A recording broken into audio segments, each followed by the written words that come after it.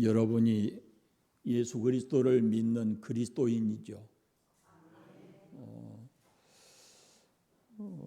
여러분이 그리스도교의 신앙을 가지고 있는지 그렇지 않는지 우리가 판단할 수 있는 가장 기본적인 기준이 세 가지가 있습니다.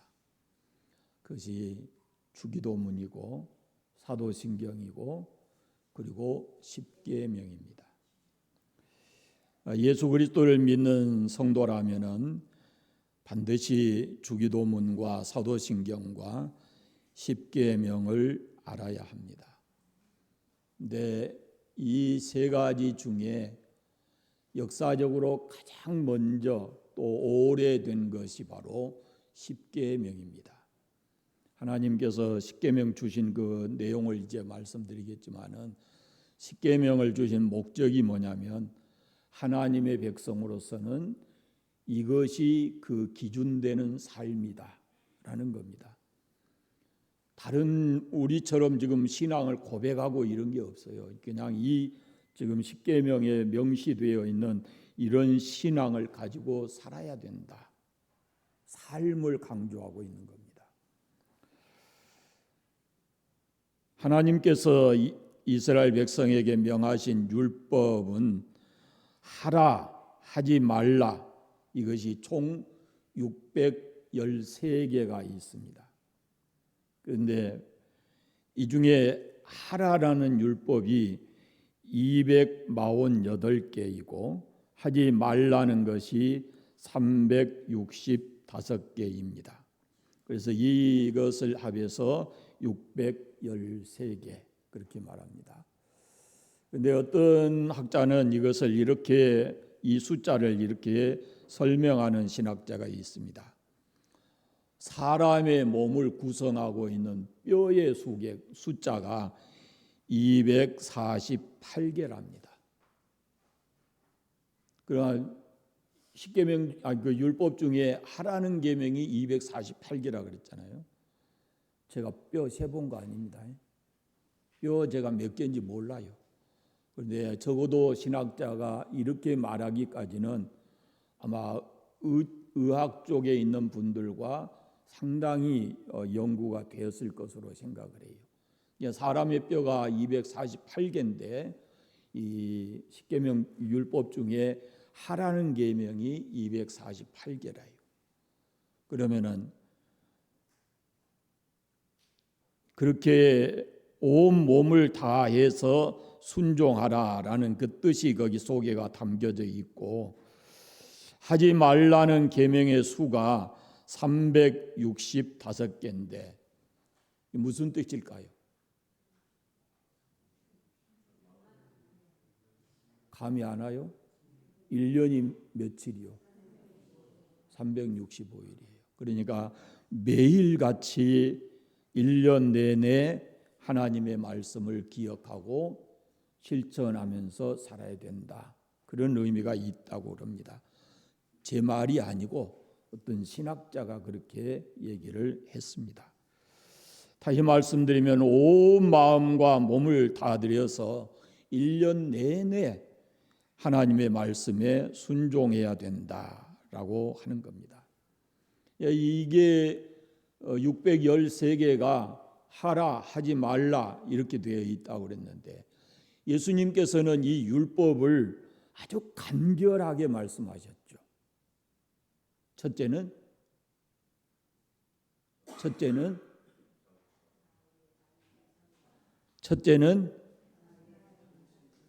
그건 십계명이고 예수님께서 말씀하셨다니까. 네 마음 다하고 목숨 다하고 뜻을 다해서 주 너희 하나님을 사랑해라. 이것이 첫째 되는 계명이고 둘째는 이것이니 내 이웃을 내 몸과 같이 사랑하라. 이 두 계명이 온 율법과 선지자의 강령이다. 이렇게 말씀을 했어요. 그러니까 예수님께서는 이 율법, 특히 십계명에 대해서 어떻게 말씀하고 계시냐면은 십계명을 안 지키면은 뭐 벌을 받게 되니까 의무감을 가지고 누구든지 이 십계명을 가르치고 지켜야 된다, 그런 게 아니에요.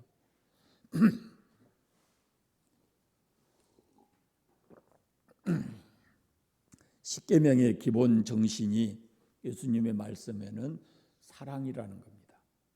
십계명의 기본 정신이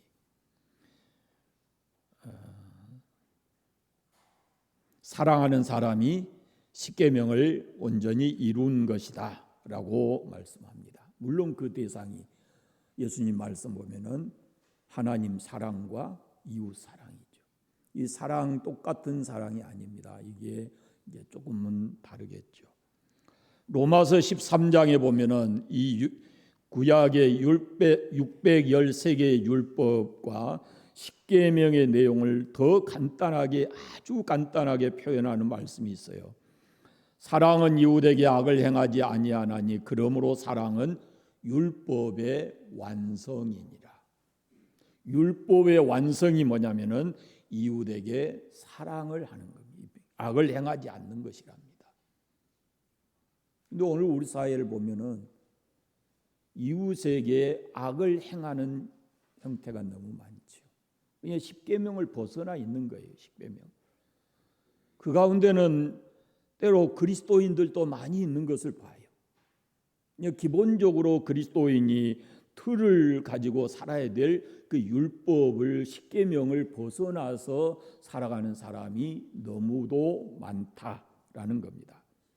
저는 지난 주간 내내 제가 이 다음 주에 주기도문 십계명 강의할 거고, 그 다음에 교회에 관해서 말씀할 거예요. 5월 달이잖아요. 예년 같으면 우리가 의사 초청해 가지고 건강 세미나를 하는데 부탁해도 의사가 없어요. 얼마나 사람이. 요즘에 뭐 해요? 그래서 사람 찾기가 힘들다는 거예요. 제가 몇 번 부탁을 했는데 사람 찾기가 힘들어요. 그래서 포기했고 제가 이제 마지막 결론적으로 5월 달에 이런 3가지 그리고 교회에 관한 강의를 하려고 합니다. 지난 주간 내내 이 십계명을 이렇게 묵상하면서 뭔 생각이 들었냐면은 십계명이 크게 두 쪽인데요. 하나는 1계명부터 4계명까지는 예수님 말씀하신 대로 하나님 사랑하라는 거고, 두 번째는 이웃을 사랑하라는 계명이거든요. 근데 저는 읽으면서 무슨 생각이 들었냐면은 1계명부터 4계명까지는 하나님은 전능하신 분이니까 그 하나님만 의지하고 하나님이 기뻐하는 삶을 살아라 라는 그런 느낌을 받았고, 5계명부터 10계명까지는 네가 믿는 하나님은 거룩하신 분이니까 네 삶이 적어도 이만큼은 도덕적이고 거룩해야 된다라는 것을 제가 묵상을 하게 됐어요.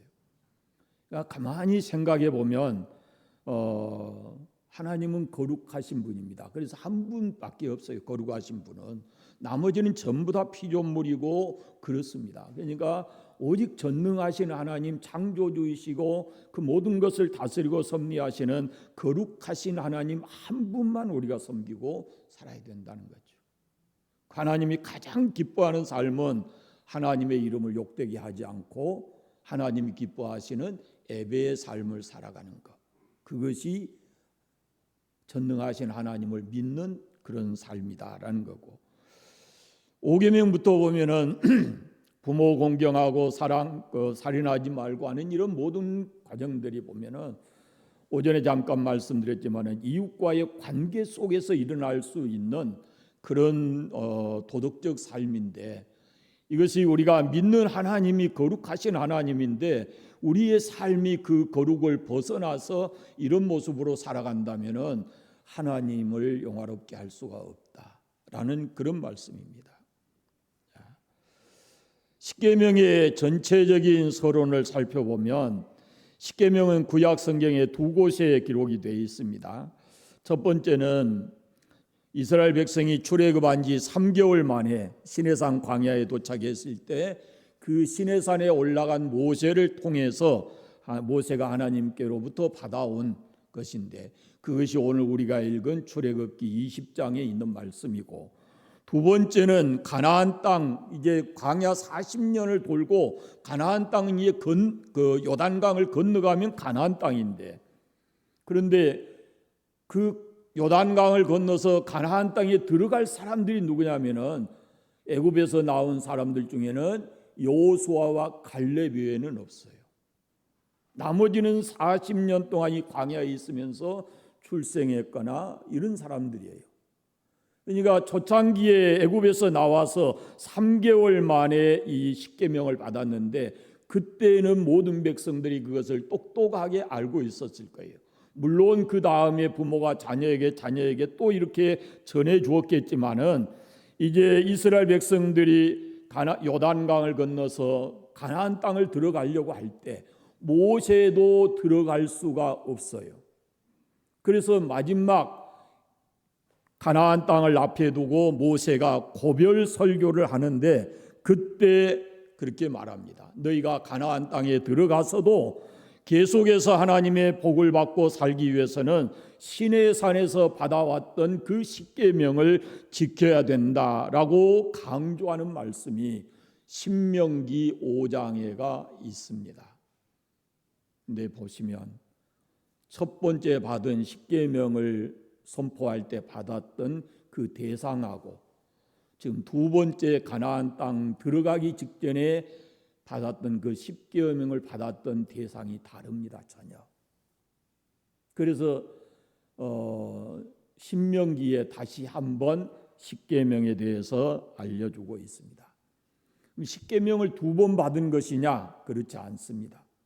두 번 받은 것이 아니고 신명기에 기록된 십계명은 과거에 시내산에서 받았던 그 십계명을 다시 한번 가나안 땅 들어가기 전에 그 땅에 들어가서도 하나님의 백성으로 복된 삶을 살기 위해서는 이 십계명을 지켜야 된다라고 마지막 고별 설교를 통해서 모세가 했던 겁니다. 말씀드린 대로 전혀 대상이 달랐거든요.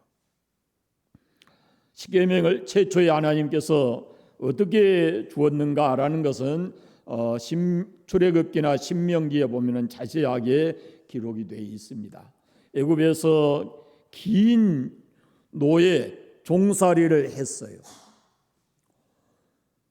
원래 창세기에 보면은 요셉이 내려갔고 그 다음에 요셉의 아버지와 그 형제들이 내려갔어요. 그래서 이 애굽 땅에서 그하고 살았어요. 그 요셉이 꿈을 해몽할 때 그때 왕조가 누구냐면은 힉소스 왕조예요. 힉소스 왕조. 그런데 이제 힉소스 왕조는 원래 애굽의 본토인이 아니고 외지 사람이에요. 이렇게 들어와서 그 땅에 산 사람. 그런데 그 힉소스가 왕이 되고 왕조가 생겼거든요. 이 사람이 정책이 뭐냐면은 외부에서 들어온 사람들에게 굉장히 포용적이었어요. 그런데 이제 요셉을 알지 못하는 왕이 나왔다. 출애굽기에 보면은 그렇게 시작이 돼요. 그러니까 그때는 누구냐면은 왕조가 힉소스에서 왕조가 바뀌어 버리는 거예요. 그래서 그 바뀐 왕조는 누구냐면은 애굽의 본토인이에요. 그러니까 이 사람들은 외부에서 들어온 그 사람들을 포용적이지 않았어요. 혹시 이 사람 그 출애굽기 보면 그랬잖아요. 이 백성이 우리가 전쟁할 때에 우리를 배반할까 두렵다. 이렇게 말하잖아요. 그러니까 외부에서 들어와서 거기 애굽 땅에 거주하고 있는 사람들에 대한 불안감, 두려움 그런 마음이 있었어요. 그래서 그들을 노예 삼고 종으로 삼았던 것입니다. 그런데 하나님께서 놀라운 기적을 보이시면서 그들을 애굽 땅에서 인도하여 냈습니다. 그런데 이 사람들이 광야를 가면서 조금만 힘들고 어려운 일이 있으면 먹고 마시는 문제가 인간의 기본적인 문제인데 그런 문제에 부딪히게 되면은 모세와 아론 심지어는 하나님까지 이렇게 원망한 것을 볼 수가 있습니다.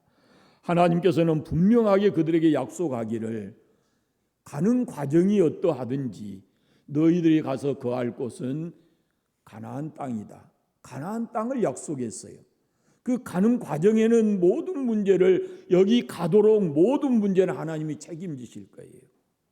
여러분, 하나님이 우리에게 예수 그리스도를 믿는 우리에게 약속하신 것은 하나님의 나라입니다.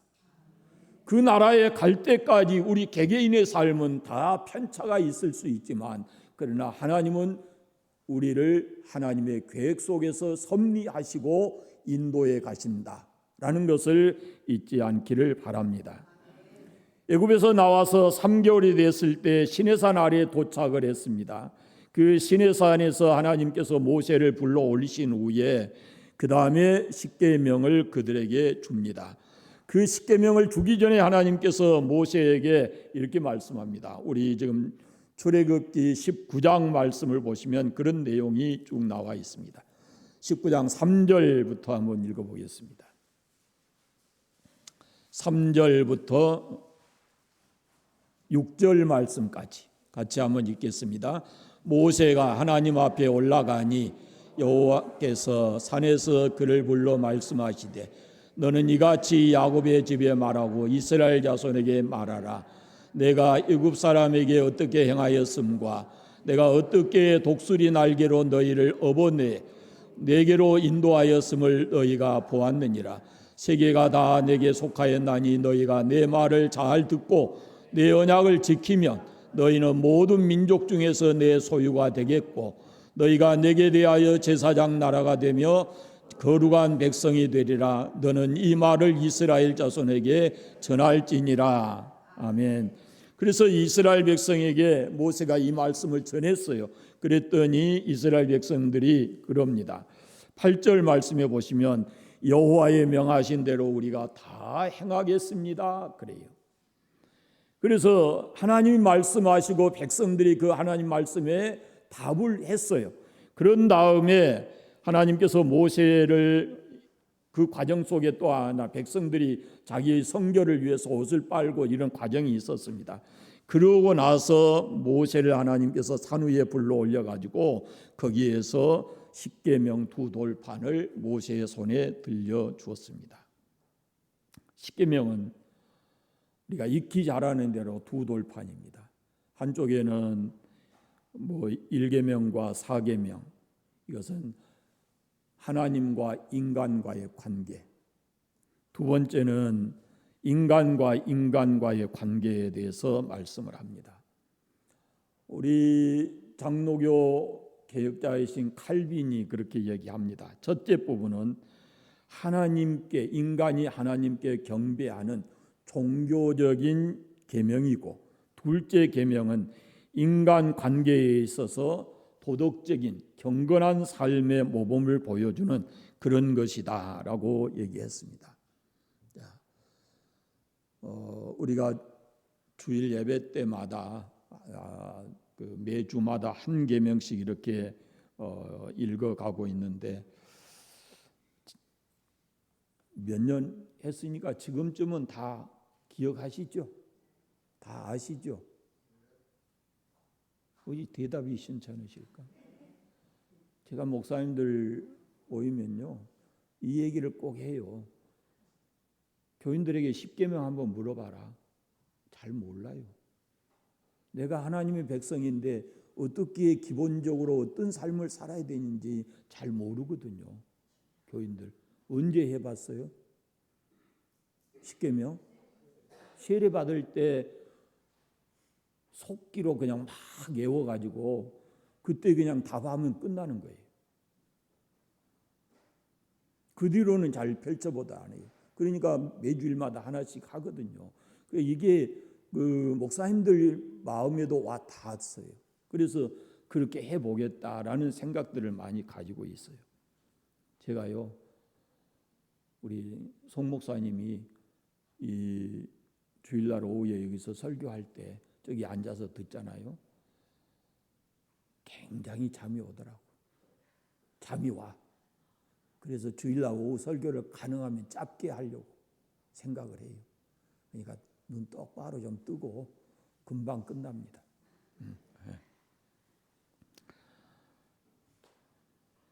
1계명부터 4계명까지 우리가 잘 압니다. 하나님 외에 다른 신 두지 마라. 2계명은 우상 만들지 말고 섬기지 말아라. 세 번째는 하나님의 이름을 망령되게 부르지 마라. 하나님 이름에 욕된 삶을 살지 마라. 네 번째는 안식일을 기억해서 거룩하게 지키라. 한쪽에 또 다른 돌파는 인간과 인간의 관계 속에서 있는 내용. 첫째는, 다섯 번째는 내 부모 공경하라. 여섯 번째는 살인하지 말라. 일곱 번째 간음하지 말라. 여덟 번째 도둑질하지 말라. 아홉 번째 내 이웃에 대하여 거짓 증거하지 말라. 열 번째 내 이웃의 집을 탐내지 말라. 여기 가만히 보시면 다 다른 사람과의 관계예요. 부모로부터 시작해서 살인, 간음, 도둑질 다 이웃과의 관계 속에서 이웃의 것을 탐내지 마라. 거짓 증거하지 마라. 역시 마찬가지예요. 그런데 이 10계명을 가만히 놓고 보세요. 여러분 그 율법이 613개라고 그랬잖아요. 율법이 613개. 그리고 하라는 것이 몇 개요? 248개. 하지 말라는 것이 365개. 그런데 10계명, 10계명 중에 하라는 것이 뭐가 있어요? 하라는 것이 두 개가 있어요. 무엇이겠어요? 안식일을 기억해서 거룩하게 지켜라. 그 다음에 또 하나는 내 부모를 공경하라. 그리고 나머지는 다 하지 말라는 거예요. 하나님 외에 다른 신 섬기지 말아라. 우상 만들지 말아라. 하나님 이름 욕되게 하지 말아라. 살인하지 말아라. 간음하지 말아라. 도둑질하지 말아라. 이웃에 대해서 거짓 증거하지 말아라. 이웃의 것 탐내지 말아라. 하지 말라는 게 훨씬 더 많이 있어요. 우리가 이 계명에 대해서 제가 자세히 설명하지 않지만 하나님께서는 이 계명을 주시기 전에 오늘 말씀 우리가 1절부터 이렇게 읽어보면은 하나님 자신을 분명하게 드러냅니다. 나는 어떤 하나님이다라고 분명하게 말해요. 나는 내 하나님 여호와다라고 말합니다. 나는 너의 하나님이다 이렇게 말씀하고 자기가 어떤 분인지를 분명하게 말씀하고 그리고 그들을 하나님 백성 삼으시기 위해서 그 하나님이 하신 일을 설명해요. 너희들이 애굽 땅에 있을 때 그 종되었던 집에서 너희를 이끌어낸 분이 바로 곧 나다라고 하나님께서 설명을 하세요. 그러면서 과거에 종살이 했는데 이제는 자유의 몸이 됐고 하나님의 백성이 됐으니까 그 하나님의 은총을 잊지 말라는 겁니다. 그 하나님을 그래서 잘 섬기라 이렇게 말씀하고 있고 그리고 적어도 하나님의 백성이 됐으니까 너희들 서로 간에는 이런 모습으로 살아야 된다라고 말씀을 합니다. 여호와 하나님은 그들에게 자기 자신을 밝힌 그 하나님은 이사야서에 보면은 창조주이시고 우리를 지으신 분이에요. 그 하나님께서 우리를 구원하시기 위해서 이 이스라엘 백성을 애굽에서 구원하기 위해서 초자연적인 기적을 행하셨고 오늘 우리가 종되었던 우리를 하나님께서 하나님의 자녀로 부르시기 위해서 예수 그리스도를 이 땅에 보내주신 거예요. 그래서 그분을 통해서 우리가 하나님의 백성이 됐고 그리스도 예수 안에서 새로운 피조물이 된 것입니다. 여러분